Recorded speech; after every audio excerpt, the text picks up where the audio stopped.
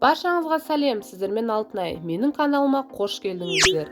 Дәмі сочный болып шығатын манттың рецептімен бөлісетін боламын. Ең қызығы бұл мантоваркасыз, яғни жай ғана табада пісіп шығады. Алдағы уақытта рецепттерімді жіберіп алмас үшін подписация батырмасын басып қойыңыздар. Ал енді кеттік. Салмасына тартылған ет, пияз, асқабақты салып, тұз бен қара бұршымызды салып, қолымызбен араластырамыз. Салмасы дайын. Бөлек ыдысымызға ұн, тұз, жұмыртқа, бөлме температурасындағы суды құйып, қаттылау қамыр илейміз.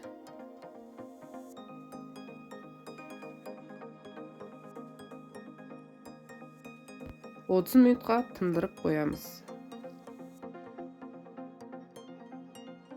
Ал енді подливасын дайындаймыз. Қызып тұрған табамызға май салып, пияз салып, және үккіштен өткізілген сәбізіміз салып, баяу отта қуырамыз. Одан кейін қызанақ пастасын саламыз. Яғни томатты.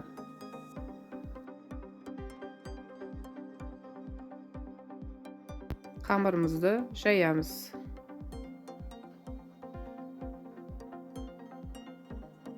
Қамырымызды орап,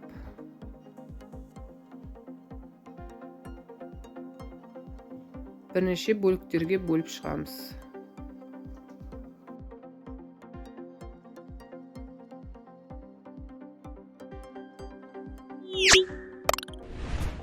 Бірнеше бөліктерге кесілген қамырымыздың үстіне салмаларын салып, видеодағыдай түйе берсеңіздер болады. Немесе күнделікті өздеріңіздің түйу әдістеріңізбен түйсеңіздер де ол да жарайды.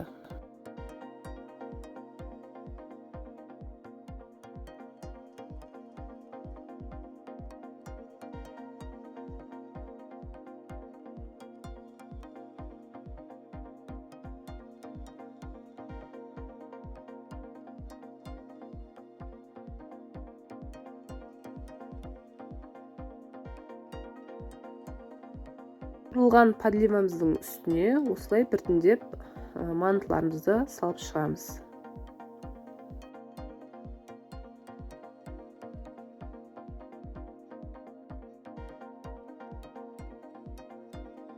Кейін салқын суымызды құямыз.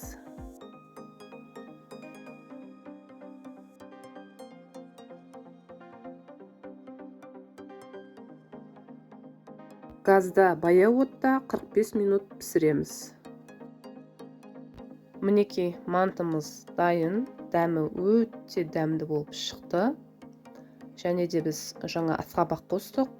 Сол асқабақ қосқанымыз үшін сочный болып шықты. Өзінің бір ерекше дәмі болады.